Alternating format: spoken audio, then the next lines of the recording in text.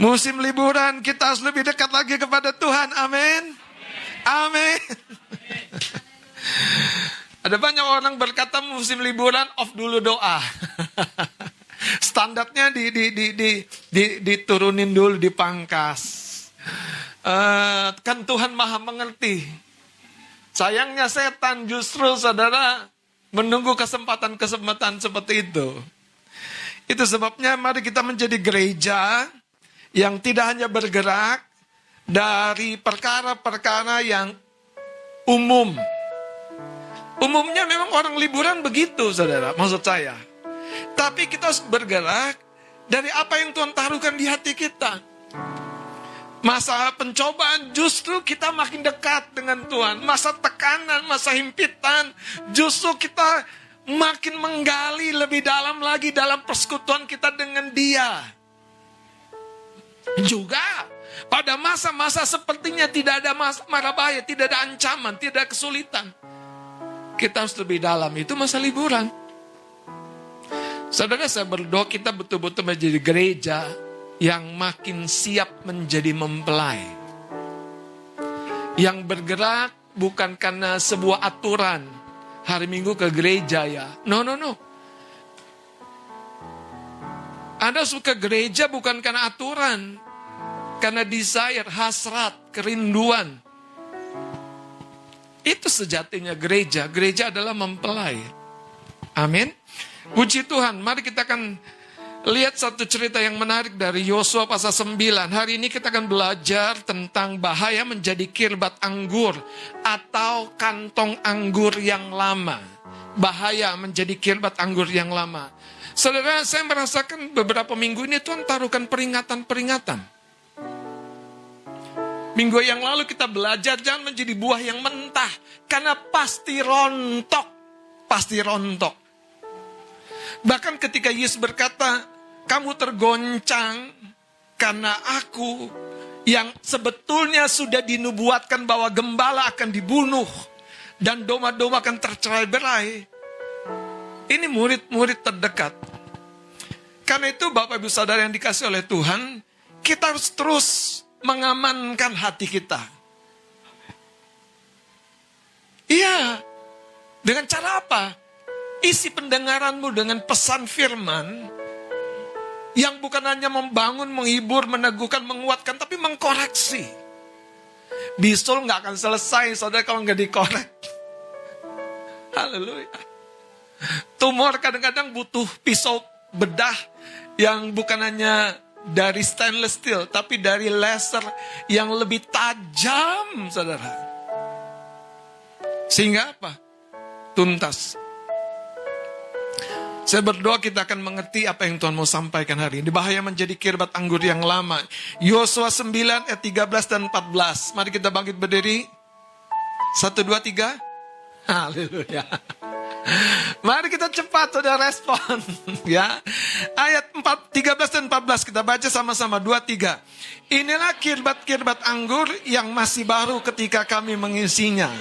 Tetapi lihatlah telah robek. Dan inilah pakaian dari kasut. Semuanya telah buruk-buruk karena perjalanan yang sangat jauh itu. Lalu orang-orang Israel mengambil bekal orang-orang itu, tetapi tidak meminta keputusan Tuhan. Saudara, bagaimana respon hati kita ketika kita mendengar teguran, mendengar peringatan? Kalau Anda berkendara dan ada sebuah tanda, berhati-hati. Jalan licin. Nggak hujan toh? Ini aman-aman aja. Bagaimana respon kita, saudara, ketika kita melihat tanda tanjakan curam? Ya udah, nggak apa-apa. Kalau Anda yang tahu membawa kendaraan, kalau Anda bawa motor aja, ya udah gigi 3 aja pasti bisa. Tanda itu pasti tanda yang lama. Kalau Anda waspada, kalau Anda mengerti konsekuensi kenapa diberi peringatan, Anda akan segera turunkan gigi Anda motor. Jadi gigi 1. Anda tahu bagaimana menempuh ketinggian itu tidak bisa, saudara, di zona lancar dan aman-aman saja gigi 3, apalagi gigi 4. Nah, ini bicara tentang apa? Perjalanan hidup kita. Tidak selalu kita bisa tempuh dengan cara-cara yang enak, biasa, nyaman, longgar. Karena ada waktunya, saudara. Kita harus kembali ke posisi awal untuk mendaki, untuk mendaki, untuk mendaki. Amin. Puji Tuhan, silakan duduk. Saudara, ada sebuah perenungan yang menarik ketika kami juga mengisi waktu liburan kemarin. Kami tinggal dan menyewa sebuah rumah. Dan entah bagaimana, saudara, kami tinggal di rumah itu, ya, di pinggir pantai. Tapi panasnya ekstra di dalam rumah. Di dalam rumah. Sampai satu kesempatan saya ada di teras rumah yang kami sewa tersebut. Dan ada keinginan muncul untuk duduk-duduk di rumah tetangga, rumah sewa juga, villa yang disewa juga yang kosong. Nggak ada tamu yang datang, tapi adem. Saya duduk di terasnya dan menghadap rumah kami, di mana kami sewa itu. Saya baru tahu, kenapa rumah kami sangat panas. Ternyata, saudara, rumah kami betul-betul menghadap matahari. Jadi istilahnya digoreng, saudara. Digoreng dari jam 9 pagi sampai jam 3 sore. Dan waktu saya lihat dari luar, saya baru mengerti. Ini masalah banyak orang. Dia nggak punya waktu untuk memandang dirinya dari posisi yang berbeda. Dia pikir hidupku masalah terus.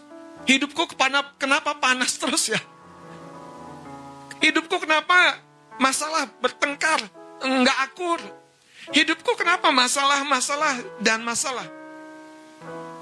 Waktu saya keluar, saya lihat dari teras tetangga sambil bawa segelas kopi.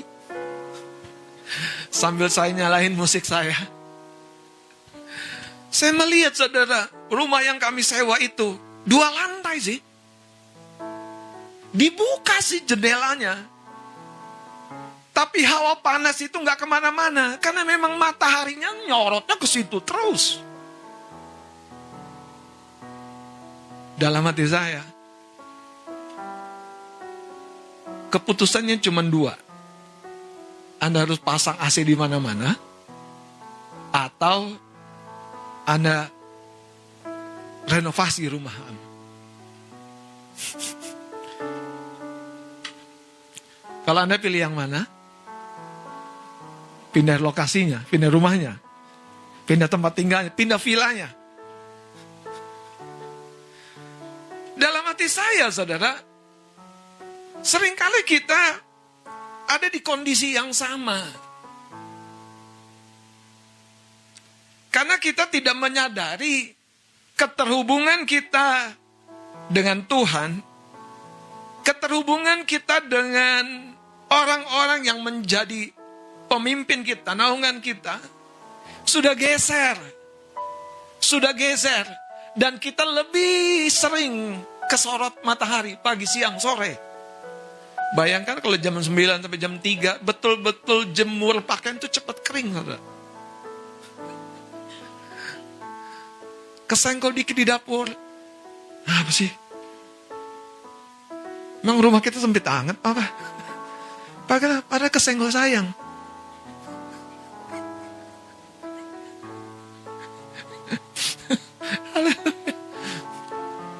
Kenapa?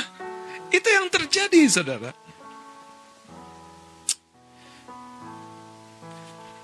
Bagi sebagian orang mendengarkan sebuah pesan yang sama atau identik, misalnya tentang kesehatan, tentang uang. Bagi sebagian orang, itu akan semakin memperdalam pemahamannya, akan semakin memperkokoh pengertian akan kebenarannya. Tapi sebagian orang yang lain, entah bagaimana, dia akan mengeraskan hati. Dia akan semakin cuek. Dia akan semakin tidak peduli. Istilah saya udah baal. Kena pedang pun gak apa-apa. Apalagi cuman pisau-pisau ya Bang Juanda ya. Pisau dapur mah gak ada artinya. Pedang aja gue udah pernah gitu. Apa poinnya? sebetulnya saudara, kadang-kadang firman Tuhan datang tuh menjadi sebuah peringatan. Tapi karena kita sudah biasa mengeraskan hati, istilah saya lainnya tuh ngeles. Itu mah istri gua aja tuh. Istri gua tuh om. Istri gua tuh bang. Memang dia harus diingetin tuh. Cepet banget tensinya naik.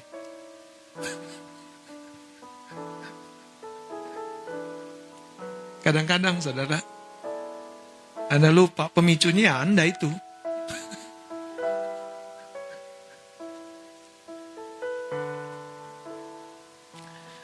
Bagaimana respon hati kita? Ada sebuah cerita tentang tokoh yang terkenal di Alkitab, yaitu Zakheus. Yesus dalam hikmat yang Tuhan taruhkan oleh Roh Kudus, tidak pernah jumpa Zakheus, tidak pernah ngobrol dengan Zakheus. Tapi dia berkata kepada seseorang yang di atas pohon itu, Zakheus, segeralah turun, karena aku mau menumpang di rumahmu. Yang menarik dari kisah itu adalah, Zakheus membuat sebuah perjamuan buat Yesus. Orang Farisi mulai menggosip. Mana mungkin orang ini orang kudus, orang benar. Karena dia makan, dia fellowship sama orang berdosa. Dia fellowship sama koruptor. Bayangkan di zaman sekarang. Istri saya nanya, kira-kira nih, kalau kita ketemu tuh sama yang menghadiahi anaknya pesawat jet itu. Dan dia konseling sama saya, sama kami. Dan dia tanya, Bapak Ibu mau apa?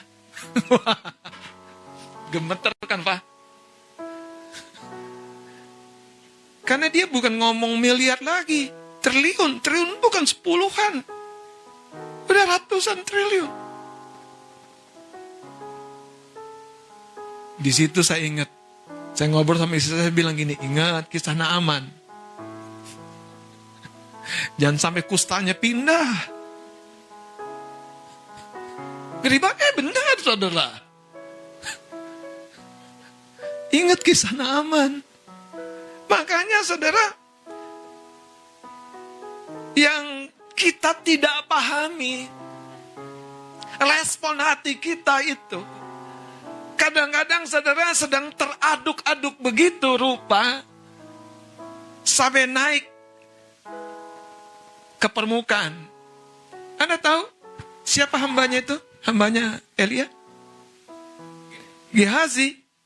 Lihat datang pegawai kerajaan yang kaya. Bergetar saudara hatinya. Tuhan, aku melayanimu gini-gini aja. Ini ada kesempatan. Kenapa Pak Gembala diem-diem aja? Aku kan tangan kanannya. Boleh dong ngomong langsung gak bicara. Hati-hati saudara. Memang godaan tuh datang saudara. Respon hati kita. Dan Gehazi tanpa pikir panjang datang ke sana dan bilang, Tuanku sungkan. Apa yang kemudian terjadi? Gehazi menerima banyak perkara-perkara lahir ya. Yang sebetulnya saudara, pada waktu itu terjadi menjadi sebuah ujian, pencobaan, bahkan peringatan. Rumah kita panas, bukan hanya kurang AC-nya. Jangan-jangan Anda bangunnya tidak pakai feng shui yang bagus.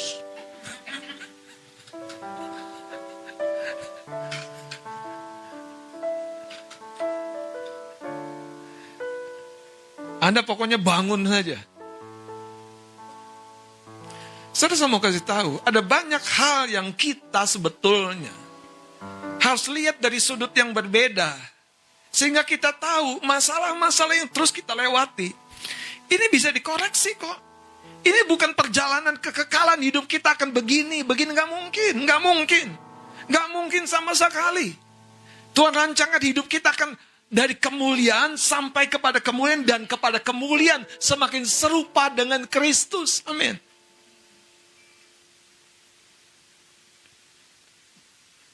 Namun kembali saudara.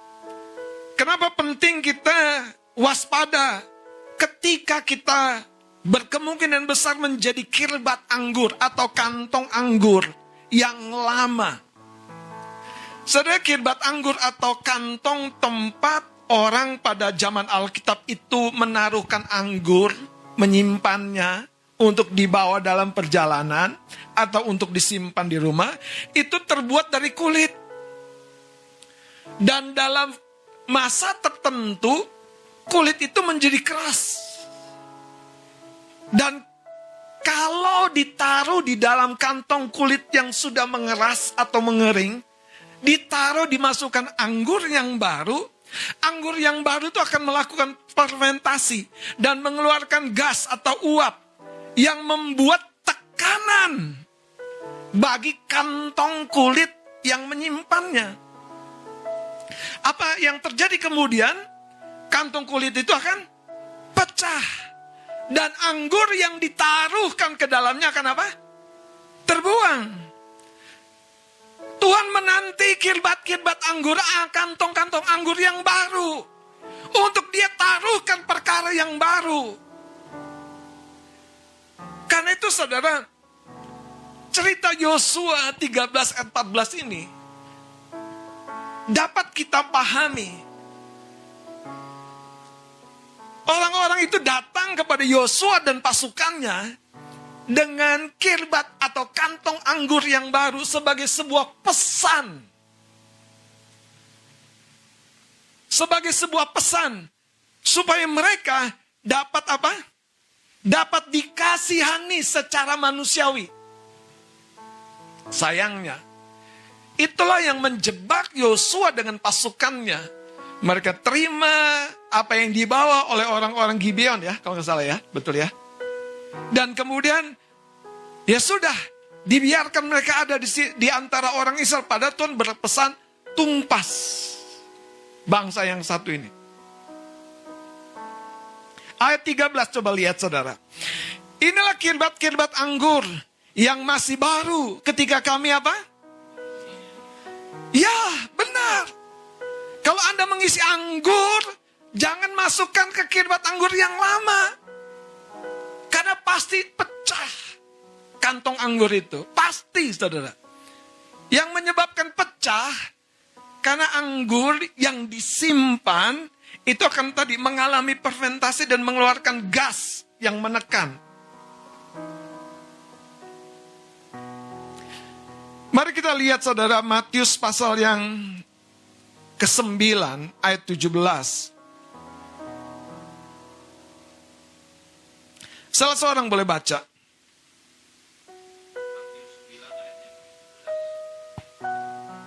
Pula anggur yang baru tidak diisikan ke dalam kantong kulit yang tua.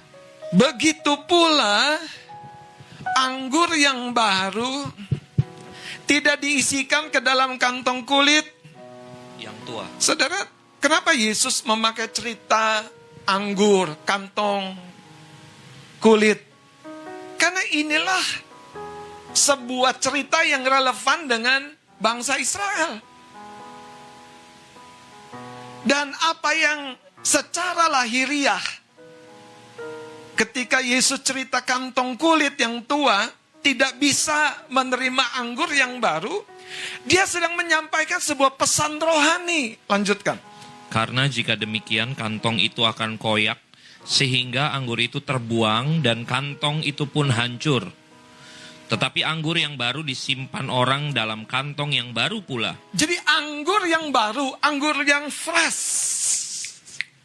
Anggur yang akan terus saudara melakukan sesuatu. Kalau Anda nyanyikan lagu ini, nyatakan apa tadi? Pekerjaanmu. Anda tahu nggak? Nggak mungkin kalau kantong kulitmu yang lama. Nggak mungkin. Pecah. Anda harus datang dengan kantong kulit hati kita yang baru, yang rendah, yang tadi, yang dibilang bongkar. Aku udah nyaman begini, enggak. Kamu akan lebih nyaman lagi, akan lebih baik lagi kalau kamu bersedia dibongkar.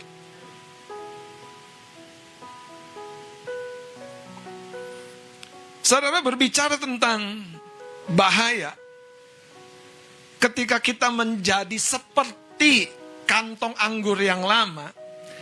Berapa banyak pun Tuhan percayakan kepada kita, itu akan tumpah.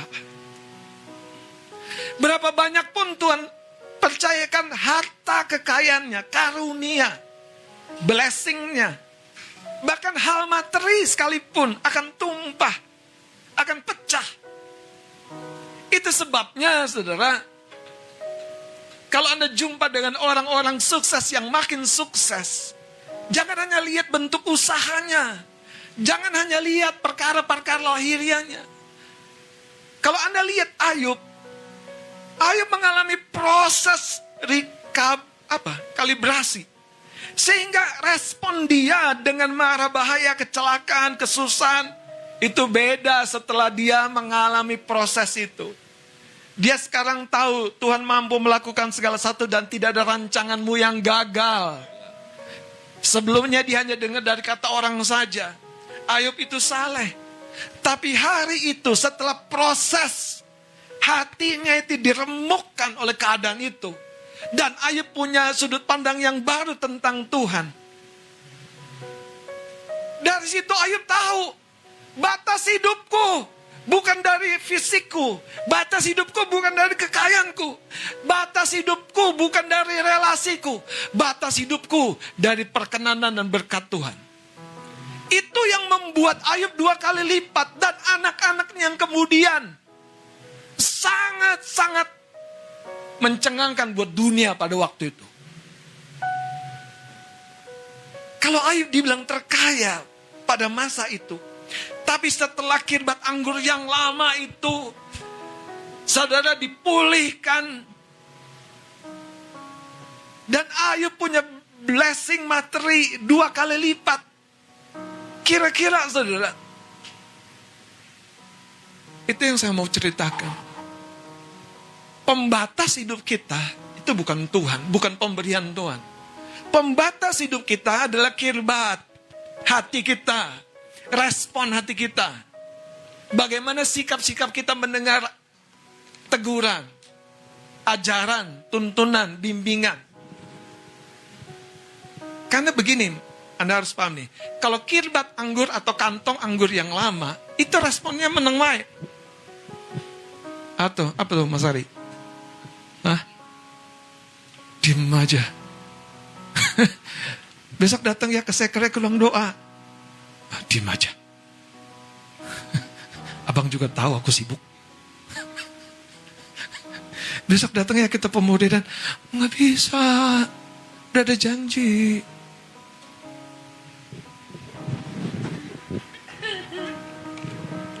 Besok kita 2 puasa ya. Boleh nggak besoknya lagi kita 2 puasa? Besoknya lagi ada yang ngajak makan lagi kan? Kok om ngajaknya puasa sih, nggak ngajak makan? Tidak ada salah. Kalau kita ngajak puasa pasti ada bukanya. Jadi kalau kantong anggur yang lama, waktu terima sesuatu ke dalamnya itu kaku.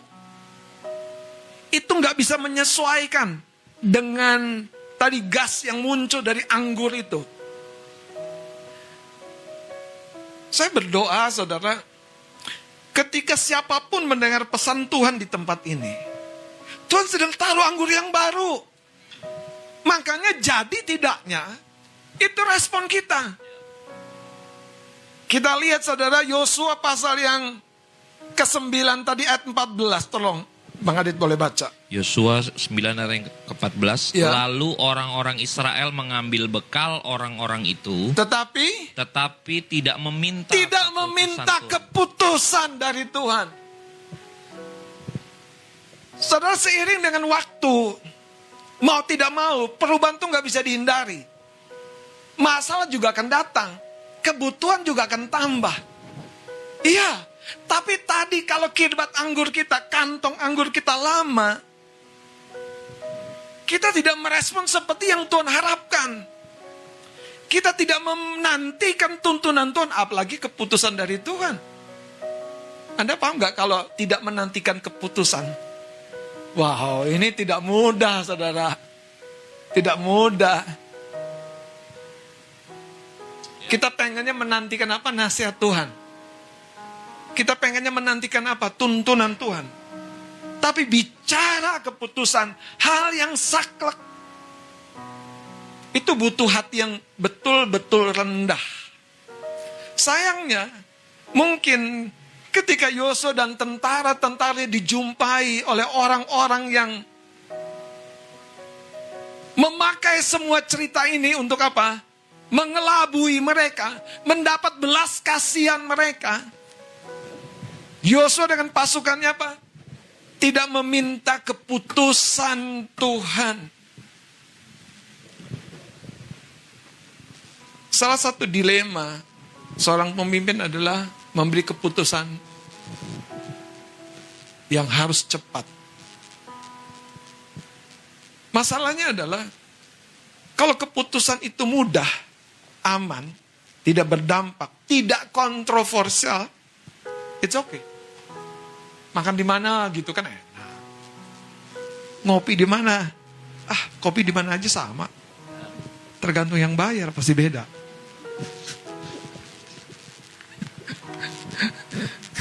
Yang bayar beda pasti kopinya, saudara.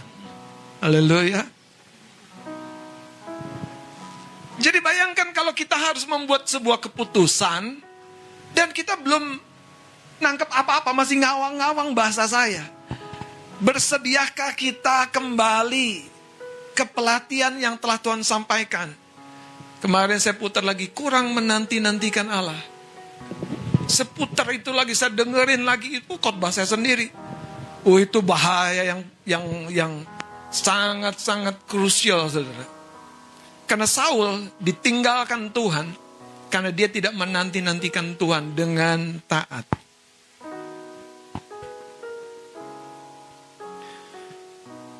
Apa yang muncul di hati kita ketika kita bicara tentang kesehatan?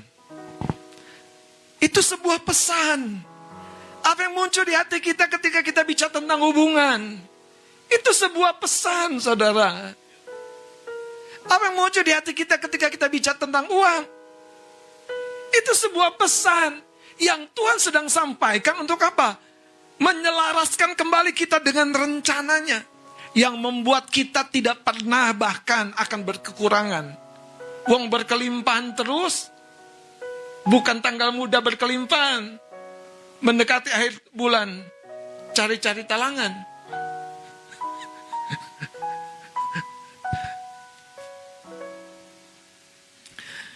Jadi yang saya coba soroti adalah bagaimana respon hati kita.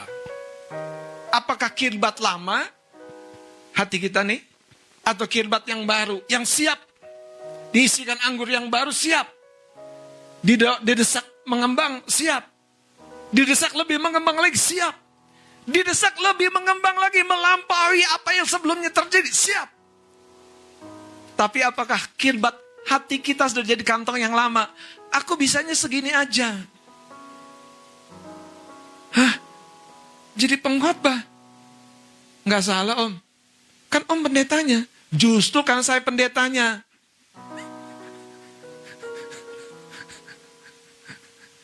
Saya minta kamu jadi pengkhotbah. Kadang kan gitu kan mikirnya terbalik, saudara. Seolah-olah pemimpin tuh nggak bisa mendelegasikan tugasnya. Bagaimana respon hati kita? Zakheus, turun, aku mau menumpang di rumahmu. Itu saudara, hatinya Zakheus itu mengalami goncangan keras. Kerak-kerak yang lama yang terontok semua. Apalagi Yesus makan dan menumpang di rumahnya. Orang Farisi gosip di belakang. Hatinya yang sudah merdeka itu dikalibrasi.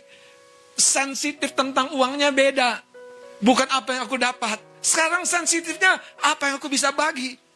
Proyek apa yang terjadi di rumah Tuhan. Wah, keren gak tuh? Keren gak, saudara? Zakheus berkata, kalau ada orang yang kuperas, aku akan kembalikan.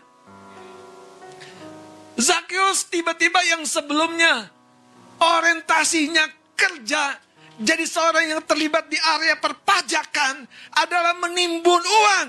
Tapi hari itu Dia tahu uang bisa membuat dampak yang berbeda.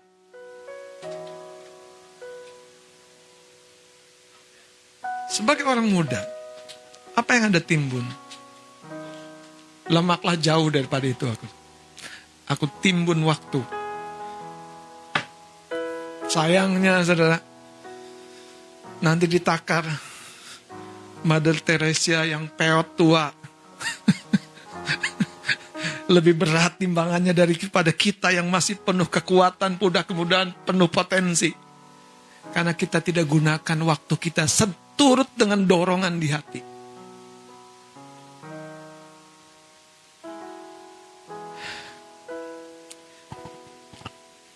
Saudara, masa liburan itu sebetulnya banyak sekali Tuhan bicara. Kami berenang, saudara, di pantai. Sama pasukan kami yang selalu saudara mencintai air itu. Yang namanya Aldrich. Dia berdua sama JJ teriak, tolong, tolong. Dalam hati saya, ini teriakan yang bahaya nih. Orang bisa salah mengerti, saudara. Teriak beneran atau teriakan palsu nih? Dia teriak lagi, tolong, tolong. Kita kan longokin. Ini perlu ditolong gak? Ternyata, saudara, dia nyungsep ke air, ditenggelam lagi. Dia nyungsep ke dalam, tenggelam lagi. Sambil hehehe. Gak tahu ya, dari emaknya atau bapaknya? Dari yangnya kali ya. Ternyata dia cari kerang di bawah. Dia cari batu-batuan di bawah. Bapaknya cari duit, dia cari kerang, cari batu. Kita lihat dia nyungsep lagi. Tolong. Ini yang masalah banyak orang, saudara. Memberikan alarm palsu. Aku aman. Aku gak ada masalah dalam keuangan. Aku gak apa-apa dalam hubungan. Tapi hatimu dingin sekali. Nyapa orang aja paling susah. Top Margot top ya, Kak Christine ya. Kalau ditanya siapa orang baru yang kau kenal? Siapa ya? Siapa ya? Siapa ya? Ya Tuhan. Colek sikut kanan kirinya. Ayo kirbat anggurmu tuh. Jadikan baru.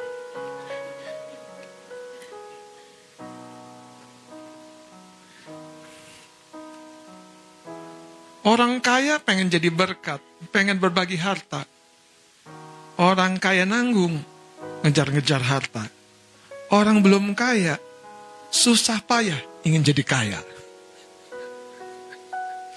Orang miskin mimpi terus jadi kaya. Responnya di hati kita.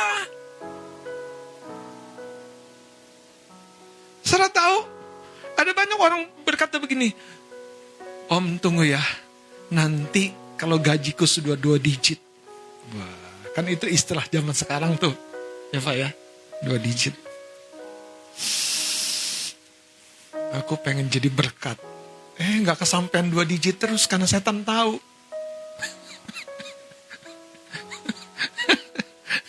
Itu mimpi di siang bolong. Mimpi aja terus. Mimpi aja terus. Kerja terlambat. Tidak achieve target. Mimpi aja terus. Masalahnya di mana? Bukan di mimpinya loh. Mimpinya itu dari Tuhan. Tapi kirbat anggurmu tidak siap terima visi dari Tuhan. Betulan, gak siap. Gak siap dengar sesuatu di dalam keheningan hatimu. Sesuatu mendorong aku untuk melayani. Sesuatu mendorong aku untuk komitmen di ruang doa. Ih, gila banget loh. Pendeta aja gak kayak gitu. Sesuatu mendorong aku untuk serius di pelayanan musik. Sesuatu mendorong aku menjadi pendoa. Pendoa siapa? Pak Gembala. Wah. Sesuatu mendorong aku jadi penata ruang. Gak usah dijadwal tiap minggu aku bisa jadi penata ruang. Bukan masa dekat jauh rumahku. Aku bisa. Saudara, dengerin saya. Kenapa Tuhan izinkan Penina mengoyak-ngoyak kenyamanannya Hana? Karena Hana sudah menjadi kirbat anggur yang lama, yang tua. Kirbat anggur yang lama itu tinggal dibuang, tinggal disingkirkan, tinggal di offline kan. Tidak ada di gelanggang pertandingan lagi. Karena dia selalu ngeluh capek, dia selalu ngeluh encok, dia selalu ngeluh gak bisa, dia selalu mengeluh, dia mengeluh dan mengeluh lagi. Aku gak bisa, aku nanti begini, aku nanti begini. Hidupmu kayak princess. Harus dilindungi, saudara, dengan prajurit-prajurit kerajaan. Babak belur, kalau nama Tuhan dipermuliakan. Saya ngomong ini dari Alkitab loh, saudara. Benar. Tapi jangan emosional. Lempari aku, lempari aku. Yesus aja gak gitu. Anda tahu gak sih? Banyak orang gitu, saudara. Respon hatinya tuh sudah lamban. Hari ini kalau Tuhan menegurmu, Tuhan loh, bukan saya. Bukan khotbah saya, Bang Juan. Bukan khotbah Pak Gembala. Kalau Tuhan bicara di hatimu, gimana respon hatimu? Apakah kita seperti orang-orang di timnya Yosua itu? Ya sudah, ini kasihan ini. Jujur, saudara. Itu yang terjadi dengan banyak orang Kristen di akhir zaman. Mereka suka ibadah. Tapi untuk berubah, ceritanya berbeda. Mari kita lebih jauh lihat, saudara. Tuhan mencari kirbat hati yang baru. Yang siap sedia menerima lawatan Tuhan. Yang siap sedia melakukan sprint, saudara. Lari dengan kuat. Lari. Jadi berkat, lari dengan cepat. Karena dia tahu waktunya sangat singkat. Mari kita lihat Wahyu pasal 3 ayat 17 sampai 18. Saudara, Alkitab mencatat di dalam Wahyu pasal 2, pasal 3 khususnya. Ada gereja-gereja yang dipuji, ada jemaat-jemaat Tuhan yang dipuji. Tapi juga ada jemaat-jemaat Tuhan yang ditegur, dikoreksi, diperingati. Wahyu pasal 3 ayat 17 ini bicara tentang gereja Laodikia. Keunikannya gereja ini kita tahu, ini bukan gereja yang malas. Ini bukan gereja yang tidak aktif. Ini gereja yang eksis. Ini anak-anak Tuhan, saya mau dijadwal. Saya mau terlibat. Tapi ceritanya, saudara, respon hati mereka sudah jauh daripada apa yang Tuhan harapkan. Mari kita lihat ayat 17 dan 18. Kita baca sama-sama 2, 3.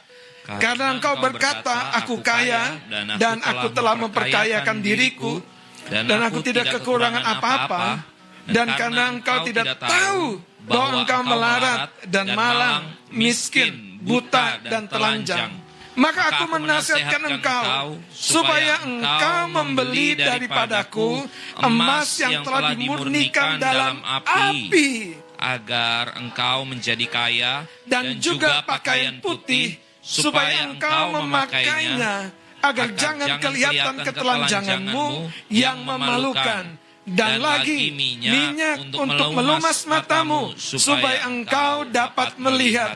Saudara, seringkali dalam kehidupan kita terjadi pendangkalan rohani. Pantai-pantai yang dulu menjadi penghasil ikan yang besar bagi para nelayan, tidak lagi demikian. Kenapa? Karena telah terjadi pendangkalan akibat limbah yang masuk ke area pantai tersebut. Apa yang kemudian terjadi? Pantai-pantai yang dangkal ini tidak lagi bisa menjadi pemberi kehidupan bagi ekosistem di dalamnya. Apakah kita menjadi pemberi kehidupan bagi orang-orang di sekeliling kita? Bagi orang yang terhubung. Itu salah satu tanda kita sudah jadi dangkal.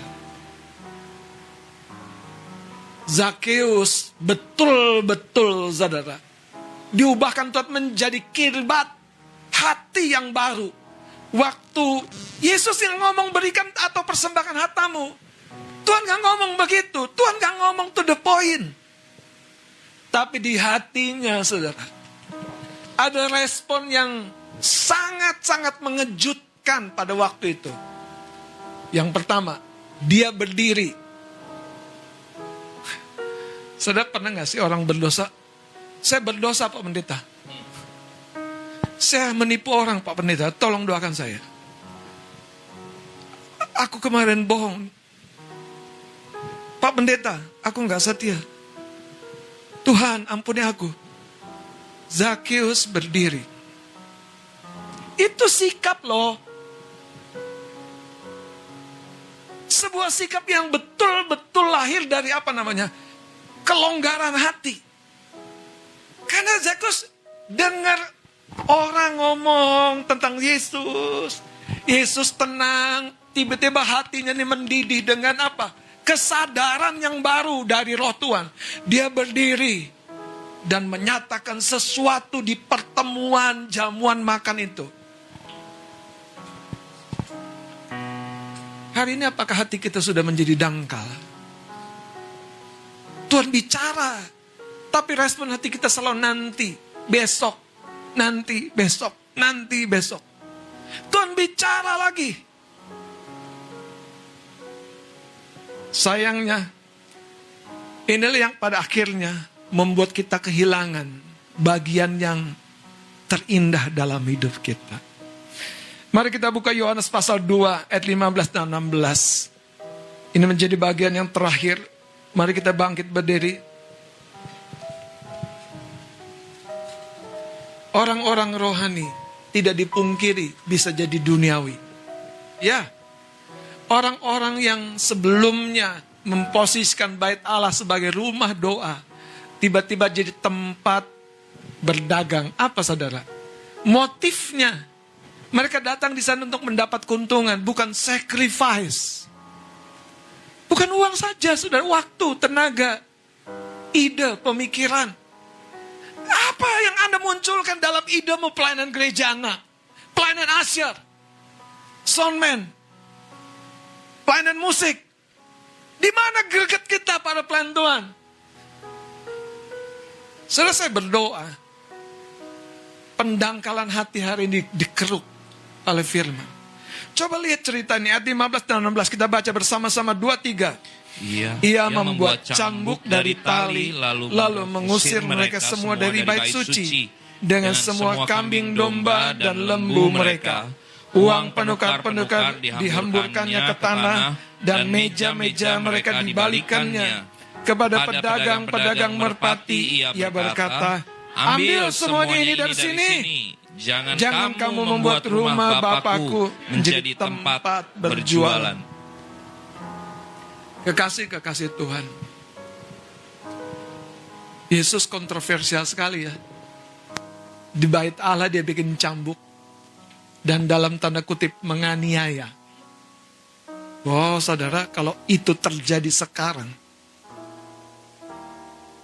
itu akan jadi masalah besar. Tapi cerita ini tidak akan terjadi kalau bait Allah yang begitu suci, begitu mulia, itu tidak terkotori. Yang menarik, pertama, Yesus membuat cambuk. Kenapa cambuk, saudara? Kenapa cambuk?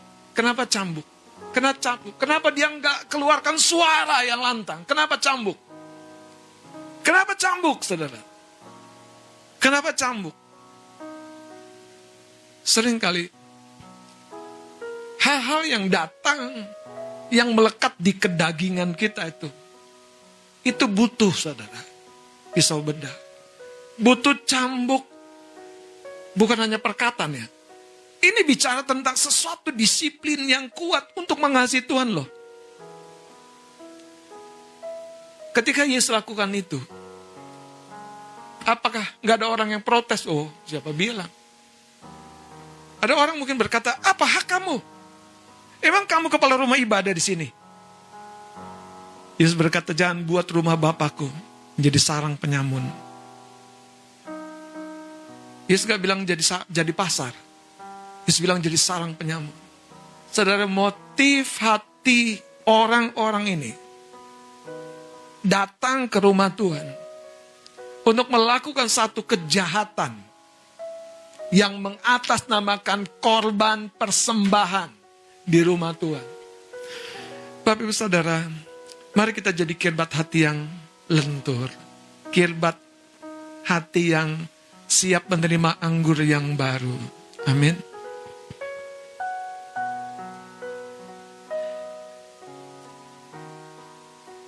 Saya akan tiba di usia-usia tertentu. Saya akan tiba di usia 66 tahun lagi. Siapa kita ketika saya di usia 60? Itu challenge besar buat saya. Investasi apa? Upaya terbaik apa yang saya berikan? Seorang kaya yang terkenal, kalau nggak salah nomor 6 ya, Gembala ya. Nomor 9 berkata, kalau kamu jadi orang kaya, sukses, kamu berhasil, dan kamu masih dikelilingi orang miskin di sekitarmu, kamu belum sukses. Kamu belum sukses. Kamu belum sukses. Tapi kamu menjadi sukses ketika kamu menjadi kaya dan kamu menolong, mengubahkan. Ternyata itu hikmat dari kitab Ayub, saudara. Hari ini apa respon hati kita? Orang kaya melepaskan kekayaannya. Orang kaya nanggung sombong tentang hartanya. Orang kaya menyembah kepada Tuhan dengan hartanya. Orang yang berjuang untuk kaya kehilangan navigasi hidupnya. Terikat dengan harta. Maaf, berhutang di sana sini. Tapi orang yang dikasih Tuhan, diberkati Tuhan ketika dia lagi tidur. Siapa orang yang dikasih Tuhan nih? Orang yang keras di dalam kehendak Tuhan. Bukan diam diri loh, tapi beristirahat di dalam kehendak Tuhan. Itu yang Maria ibu Yesus katakan, be it unto me, according to your. Jadilah padaku seturut dengan kehendakmu. Itu orang yang keras. Dan itu yang membuat kehendak Tuhan terjadi di muka bumi. Nyanyikan pujian sebelum firman.